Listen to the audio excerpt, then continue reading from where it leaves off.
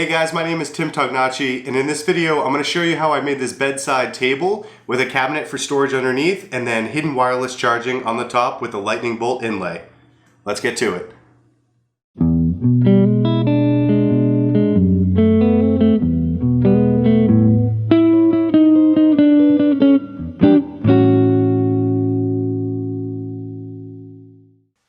So each bedside table is made with one half sheet of 3/4 inch plywood.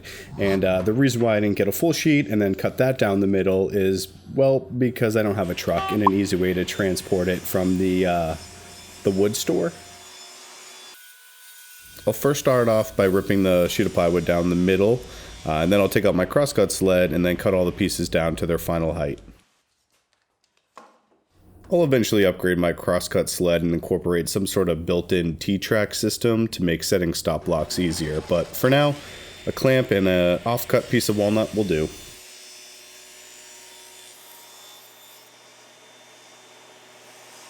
And since each piece of the bedside table is pretty much the same dimension to an extent, I'll use a piece of tape just so I can mark off exactly which piece is which.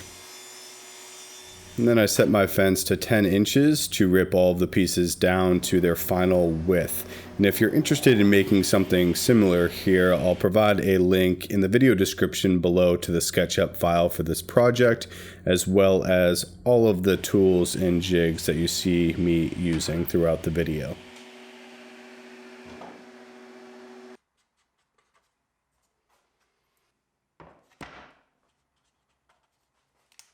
So I'm making these tables floating, which I guess is just a fancy term for saying that I'm going to attach them to the wall. So here I'm cutting a piece of plywood at a 45-degree angle, so one piece will be on the bedside table itself, and then the other piece I will attach into the studs of the wall.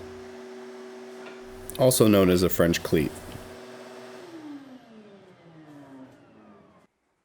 For anyone who may not know what this fancy blue contraption is, it's a jig that allows you to drill pocket holes. Basically a way to attach two pieces together with screws drilled in at an angle through the end of the material. You'll see what I mean soon.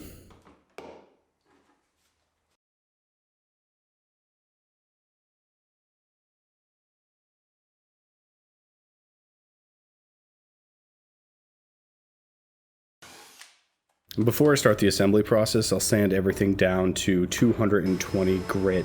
Since this is plywood, making sure to sand lightly here so I don't break through the top veneer. This was actually my first time using edge banding to cover up the plywood edges. It's a pretty simple process, so I cut each piece with some scissors and then used my iron to attach them to the edges, and then I came back with my block plane to trim up the overhang.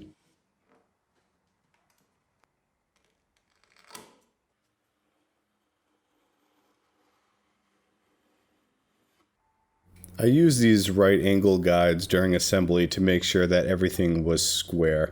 I applied glue and clamped everything down so the pieces wouldn't move while drilling in the screws. With 3/4 inch material, you'll need to use 1 1/4 inch screws. And if I were to redo this project, I would have made the middle shelf adjustable with pins because assembling the top was a bit difficult since I didn't have much room to work in. You'll see what I mean later on.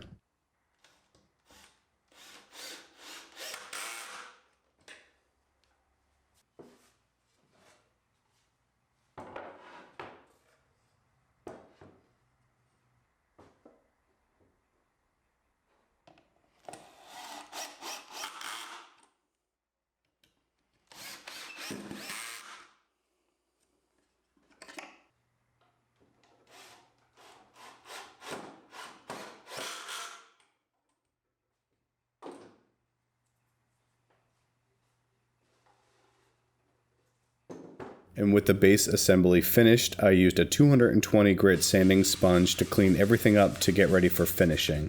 For the finish, I sprayed everything down with 1 coat of primer, followed by some white eggshell paint that I had left over from a previous project.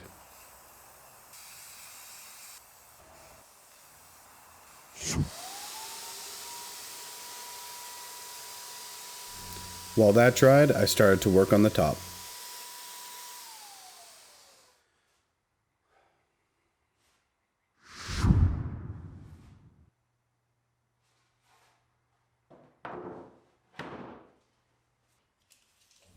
The dimensions for the top are roughly 11 by 14 inches. I started off by rough cutting this walnut board to length, trimmed up one of the edges with my table saw jointer jig, and then cut them all in half so then I could use my jointer and planer to flatten all the sides to get them ready for the glue up.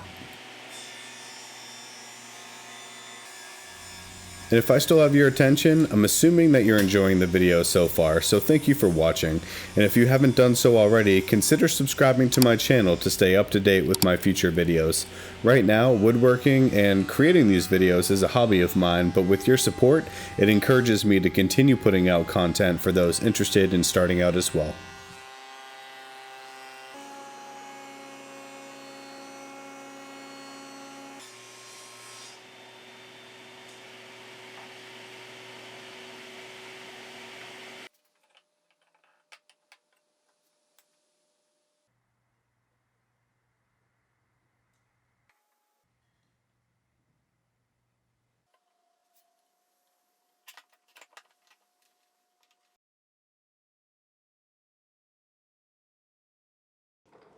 After the glue dried, I ran the top through the planer and then cut it down to its final dimension.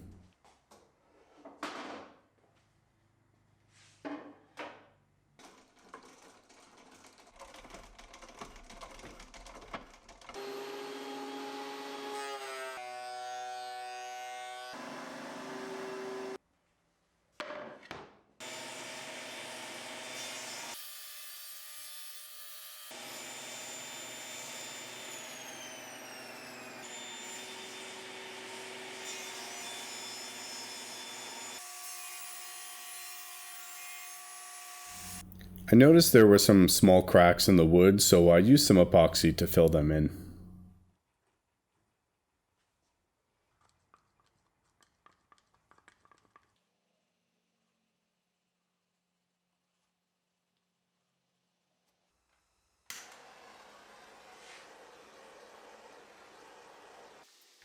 After the epoxy had cured, it was time to start working on the hidden wireless charging. I first mapped out where I wanted the charger to sit, and with the placement in mind, I headed over to the CNC to cut out a lightning bolt inlay. I cleaned everything with a brush that I actually stole from my golf bag, used some Gorilla Glue and clamped it down. And speaking of gorillas, look at those arms. Yikes.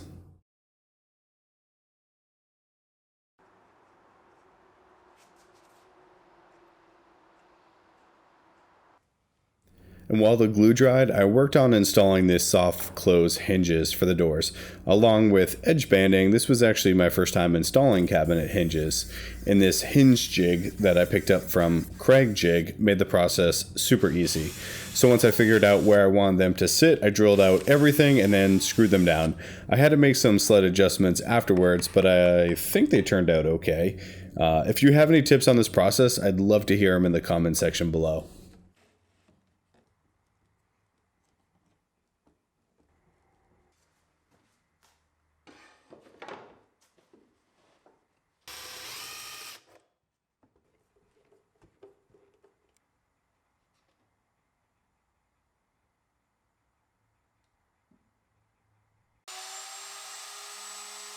So I used my router to trim down the protruding material from the maple inlay, and after that I flipped the piece over to start working on cutting out the slot for the wireless charger.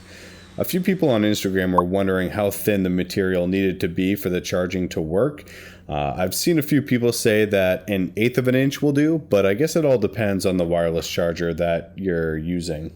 I recommend using a few scrap pieces of wood to see what works best with the one that you have. The inlay's fitting was a little loose and I didn't want to take any chances, so I taped off the back and filled in the outline with some epoxy. I added in some blue pigment because why not?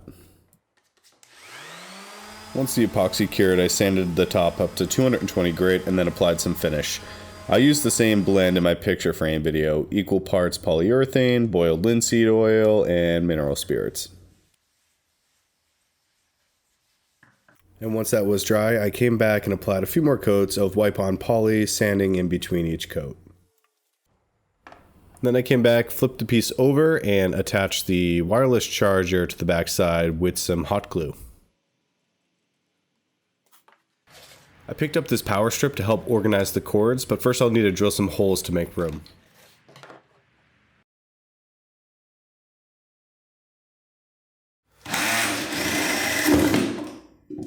That's not what I wanted to do.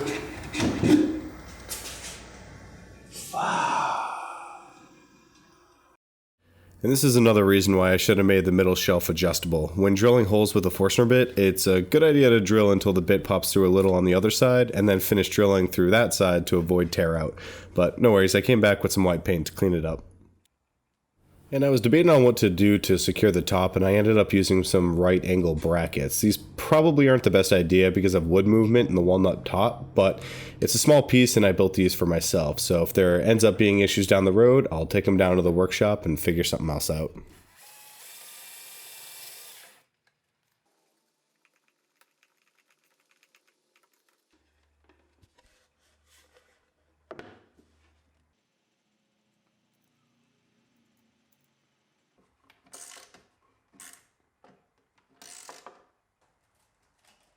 And then I just used some Velcro tape to attach the power strip to the inside of the cabinet.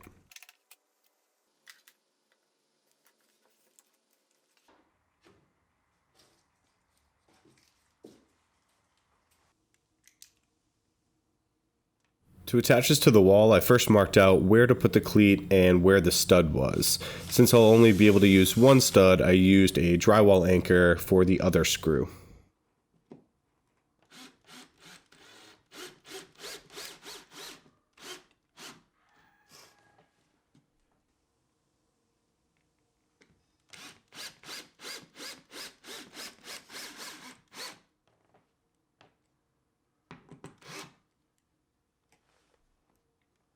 And that about wraps it up. I still can't get over how satisfying these soft closed doors are. Here, watch it again.